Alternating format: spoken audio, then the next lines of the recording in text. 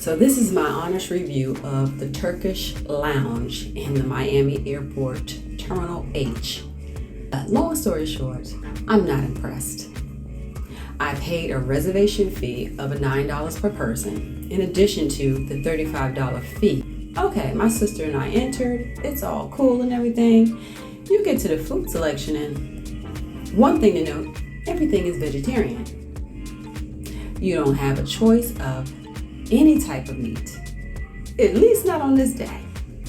The food is extremely bland. I mean, the chickpeas don't even have flavor. The rice was hard, like it was undercooked. The best thing about this whole thing was the pineapples. So be careful what you decide to spend your money on. All lounges are not created the same.